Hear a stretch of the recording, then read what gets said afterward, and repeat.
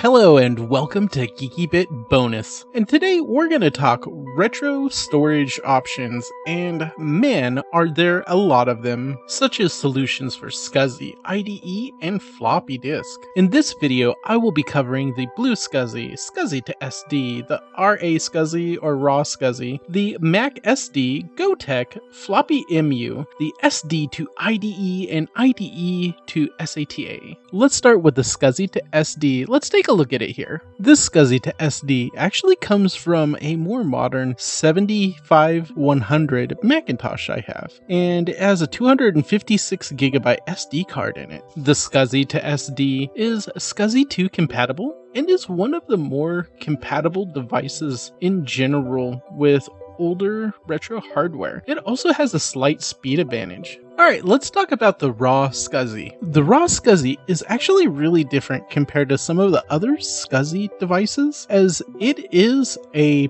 Raspberry Pi hat, technically. It makes the Raspberry Pi perform all of the SCSI functions, and you can do some really unique and useful stuff on the Pi itself, including it having web access for you to upload disk images and other things too. The RaSCSI is more like a Swiss Army knife of SCSI drive devices, as it can also be a network card and even has the ability to be a video card. Let's talk about the MacSD. Unfortunately, you're going to have to settle for a picture because I don't have a MacSD, as the device is very price prohibitive. The MacSCSI is closed source, and it does have CD-ROM audio functionality. Aside from this, it doesn't really have anything over the open source options available right now. Okay, on to the BlueSCSI. Let's take a look at it here. So this is what a BlueSCSI looks like. As you can see, it's smaller than some of the other options, and blue as the name implies, because it uses a Blue Pill device. The Blue Pill is one of the cheapest, no-frills SCSI emulator device. It doesn't work great on Power Macs or Amigas, but it is updated regularly by the community, so it probably will in the future. Now let's move on to the Floppy EMU. As you can see here, I have it in a little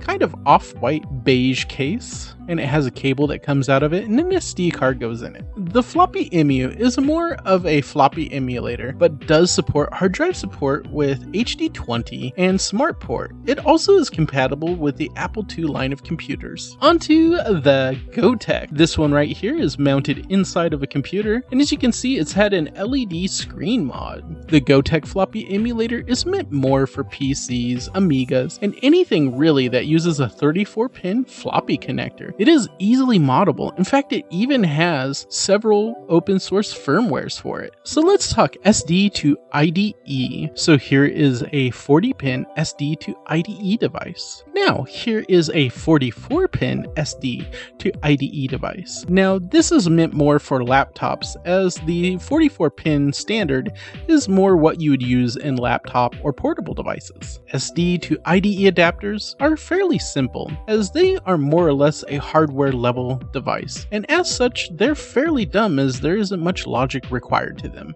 Lastly, let's talk about IDE to SATA adapters. As you can see, here's an example of one, the front and then the back. IDE to SATA is a simple bus bridging device. They come in two types, one that allows you to connect and convert a single device to IDE, or one that allows you to convert an IDE port to allow you to hook up two devices. Now let's talk about pricing. The SCSI to SD is $63 to $100. The RaSCSI is $35 to $45 without the Pi solution. The MacSD is $120. The BlueSCSI is $25 to $50. The Floppy EMU is about $100. GoTeks are right around $17 to $30. SD to IDE adapters are $5 to $20, and IDE to SATA adapters are $7 to $20. This sheet here shows you what each device can and can't do, and what they can partly or mostly do. So I'll give you a moment to take a look at this. Alright, if you need any longer, you can pause the video. Let's move on. Here are my thoughts about these storage solutions. I really think each option has its own place to fill. The Mac to SD should only be gotten if you want to replace a dead or aging CD drive, as it will provide audio. Otherwise, other solutions provide CD-ROM support. If you're using a 68K based Macintosh, I think the BlueSCSI is the best solution, and it has a great pairing in the Floppy EMU, and a SCSI to SD is great for general compatibility. The RaSCSI is great if you need several things done with one device. Lastly, if you have IDE in your retro devices, I think any one of the IDE devices are a great solution, as they're very economical. I hope you enjoyed this video as much as I did making it, and if so, feel free to like it. And if you aren't subscribed already, feel free to do so. And if you'd like to get notifications of my future videos, click that bell button.